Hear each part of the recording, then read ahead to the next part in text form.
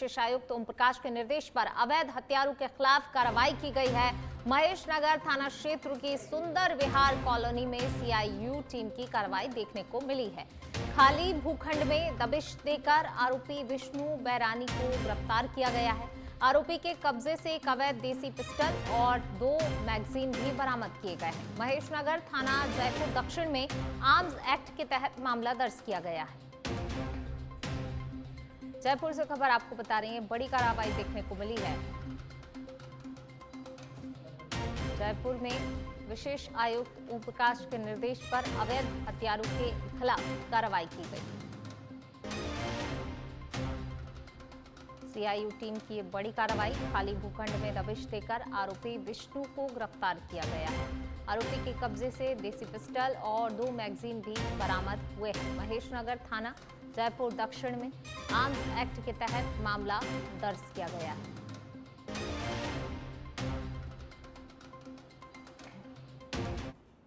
चलिए बढ़ेंगे आगे। जयपुर से खबर, करधनी थाना अधिकारी सवाज सिंह ने मर्डर की गुत्थी सुलझाई है। 2 अप्रैल को बोरे में मिले अधजले शव के मामले का 12 घंटे में खुलासा किया गया है। पति शेख साहन की मारपीट से तंग आकर पत्नी ने हत्या कर ली। घटना स्थल के पास लगे हुए सीसीटीवी फुटेज खंगालने पर यह पूरे मामले का खुलासा हुआ है। मृतक की पत्नी मौसमी को गिरफ्तार किया गया है। साक्ष्य मिटाने के मामले में विधि से संघर्षरत बालक को भी निरुद्ध किया गया है। पूछताछ में पहचान छिपाने के लिए पेट्रोल से चेहरा और कमर का हिस्सा जलाना भी स्वीकार किया। तो देखिए, पत्नी ही बनी पति की कातिल। शव को जलाकर छुपाने की कोशिश की गई है।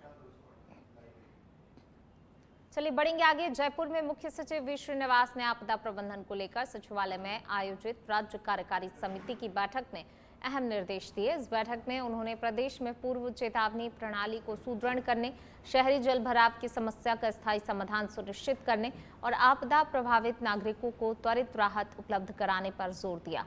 मुख्य सचिव ने जिला कलेक्टर्स को निर्देश दिए हैं कि वे अपने क्षेत्रों में आपदा प्रबंधन कार्यों की नियमित मॉनिटरिंग करें और ड्रेनेज और प्रोटेक्शन वॉल जैसे की कार्यों को प्राथमिकता से पूरा कराया जाए। इसके साथ ही बाढ़ संभावित जो क्षेत्र हैं, बाढ़ संभावित क्षेत्रों में अर्ली वार्निंग सिस्टम जल्द ही स्थापित करने के भी निर्देश दिए गए हैं।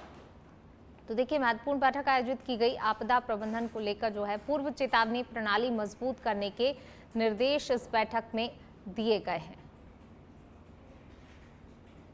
बात जयपुर की ही करेंगे, जहां मुख्य सचिव वी श्रीनिवास ने RUHS का दौरा कर देश के प्रतिष्ठित चिकित्सा संस्थानों के विषय विशेषज्ञों और चिकित्सा शिक्षा विभाग के अधिकारियों के साथ रिम्स के विकास को लेकर विस्तृत चर्चा की। उन्होंने बजट घोषणा के अनुरूप कार्य में तेजी लाने और इसे जल्द ही पूरा करने के निर्देश दिए हैं। मुख्य सचिव ने कहा कि संस्थान के विकसित होने से प्रदेश में विश्व स्तरीय स्वास्थ्य सुविधाओं और चिकित्सा अनुसंधान को नई दिशा मिलेगी।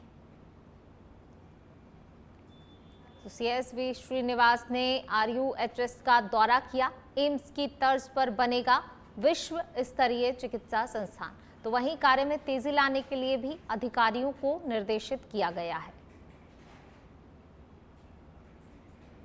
चलिए बढ़ते आगे। जयपुर से खबर, राजस्थान प्रदेश कांग्रेस कमेटी से बड़ी खबर आपको बता रहे हैं। जिला कांग्रेस कमेटियों के लिए प्रभारियों और सह प्रभारियों की घोषणा की गई है। PCC चीफ गोविंद सिंह डोटासरा ने नियुक्तियां की हैं। प्रदेश की कुल 50 जिला कांग्रेस कमेटियों में नए प्रभारी और सह प्रभारी नियुक्त किए गए हैं। ये बड़ी खबर आपको बता रहे हैं। अजमेर, भरतपुर, बीकानेर, जयपुर, जोधपुर, कोटा और उदयपुर संभागों के सभी जिलों के लिए जिम्मेदारियां तय की गई हैं। कई विधायकों, पूर्व विधायकों, कांग्रेस के वरिष्ठ नेताओं को जिम्मेदारियां सौंपी गई हैं। तो देखिए, सभी की जिम्मेदारियां तय कर दी गई हैं। PCC चीफ गोविंद सिंह डोटासरा ने नियुक्तियां की और नियुक्ति के साथ सभी की जिम्मेदारियां यहां पर तय हुई हैं। राजस्थान प्रदेश कांग्रेस कमेटी से ये बड़ी खबर आपको बता रहे हैं।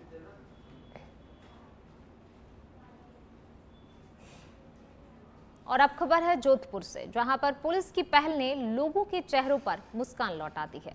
जी हां, DCP वेस्ट कमल शेखावत के नेतृत्व में संचार साथी यानी कि CEIR पोर्टल की मदद से 110 गुमशुदा मोबाइल फोन उनके असली मालिकों को वापस सौंपे गए हैं। खास बात ये रही कि अब तक जोधपुर पश्चिम पुलिस इस पोर्टल के जरिए कुल 820 मोबाइल बरामद कर चुकी है और लोगों तक उनके मोबाइल पहुंचा चुकी है। तो देखिए, खोए फोन वापस लौटाए गए हैं लोगों के। CIR पोर्टल से ये सफलता मिली है, बड़ी सफलता, क्योंकि लोगों के गुम हुए फोन जब उन्हें वापस मिले तो उनके चेहरों पर मुस्कान लौट आई है। पुलिस की ये पहल काफ़ी सराहनीय है।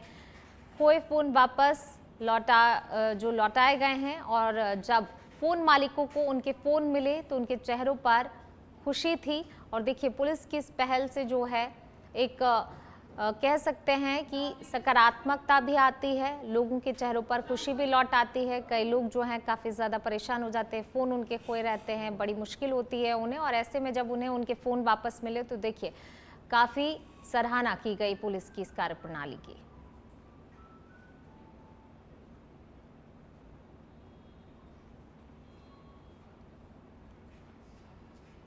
को साझा करने के लिए एक बार फिर आपका बाद में रुख करेंगे, लेकिन फिलहाल खबरों की ओर रुख कर लेते हैं।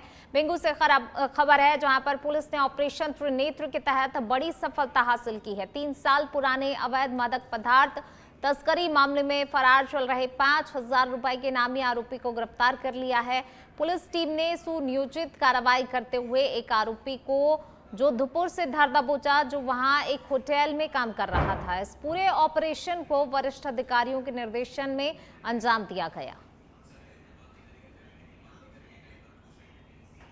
तो 3 साल से फरार आरोपी को धर दबोचा गया है। ये बड़ी सफलता पुलिस को मिली है। जोधपुर से आरोपी गिरफ्तार हुआ है। 3 साल से ये आरोपी फरार चल रहा था। ऑपरेशन त्रिनेत्र में बेंगू पुलिस को एक बड़ी सफलता हासिल हुई है। इनामी तस्कर गिरफ्तार किया गया है।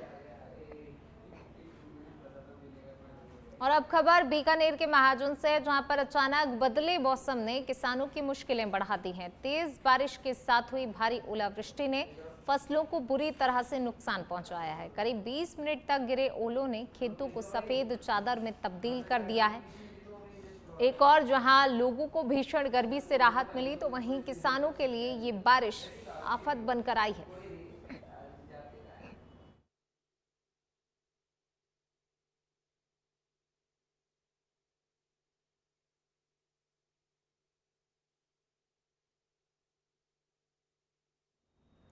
बढ़ेंगे आगे, बात करेंगे अब सिरोही के, जहां आबू रोड में किराए के विवाद के चलते टैक्सी ड्राइवर सुरेश गरासिया पर अज्ञात बदमाशों ने जानलेवा हमला कर दिया। घटना पारसी चाल चौराहे के पास हुई है, जहां पर ड्राइवर भागने की कोशिश करने के बावजूद पकड़ा गया और छुरी से सिर पर वार कर गंभीर रूप से घायल कर दिया गया। घटना के बाद पुलिस तुरंत ही घटनास्थल पर पहुंची और घायल को अस्पताल में भर्ती कराया गया, जहां उसकी हालत गंभीर बताई जा रही है। वहीं प्रारंभिक जांच में ये हमला किराए के विवाद से जुड़ा हुआ बताया जा रहा है, जबकि पुलिस अज्ञात हमलावरों की तलाश और CCTV फुटेज खंगाल रही है। माली उपखंड के नाना थाना क्षेत्र के भीमाना गांव में एक दर्दनाक हादसे में बिजली करंट लगने से 10 वर्षीय बच्चे की मौत हो गई। ये घटना उस समय हुई जब मुकेश कुमार अपनी मां और पड़ोसी के साथ खेत की ओर जा रहा था। रास्ते में खेत में पड़ा एक टूटा हुआ बिजली का तार, जिसमें कि करंट प्रवाहित हो रहा था, उसके पैर से छू गया, जिससे उसकी मौके पर ही दर्दनाक मौत हो गई। हादसे के समय उसकी मां और पड़ोसी उसके पीछे चल रहे थे, जिन्होंने तुरंत ही पीछे हटकर अपनी जान बचा ली। सूचना मिलते ही पुलिस मौके पर पहुंची और शव को मोर्चरी में भिजवाया गया। साथ ही बिजली विभाग को सूचित कर आपूर्ति बंद करवाई गई। पुलिस ने मामले की जांच शुरू कर दी है और पोस्टमार्टम की कार्रवाई भी जारी है। झुंझुनू जिले में मौसम ने एक बार फिर से करवट ली है और जिला मुख्यालय समेत ग्रामीण क्षेत्रों में बारिश शुरू हो गई है। बेमौसम बारिश ने आम लोगों को उमस और गर्मी से राहत दी है, लेकिन किसानों की चिंता बढ़ा दी है। खेतों में खड़ी और कटी हुई रबी फसल को नुकसान का खतरा बढ़ गया है, खासकर उन क्षेत्रों में जहां पर कटाई का काम जारी है। भीगी फसल खराब होने और आर्थिक नुकसान का जोखिम बना हुआ है। मौसम विभाग ने जिले के लिए ऑरेंज अलर्ट जारी कर मेघ गर्जन और ओलावृष्टि की चेतावनी दी है। लगातार बदलते मौसम के कारण आगामी दिनों में पशुओं के लिए चारे की कमी की आशंका भी जताई जा रही है। किसान कटी हुई फसल को सुरक्षित करने में जुटे हैं। दूदू से खबर है, जहां पर नवनियुक्त ग्रामीण एसपी हनुमान प्रसाद मीणा ने दूदू थाने का औचक निरीक्षण किया। इस दौरान उन्हें जवानों द्वारा गार्ड ऑफ ऑनर दिया गया। एसपी ने थाना परिसर में बैरक, मालखाना, मैस और हथियार कक्ष की व्यवस्थाओं का जायजा लिया और आवश्यक दिशा निर्देश दिए। इसके साथ ही लंबित मामलों को लेकर सख्ती दिखाते हुए जांच अधिकारियों को तुरंत ही पेंडेंसी खत्म करने के भी निर्देश दिए, ताकि आमजन को राहत मिल सके।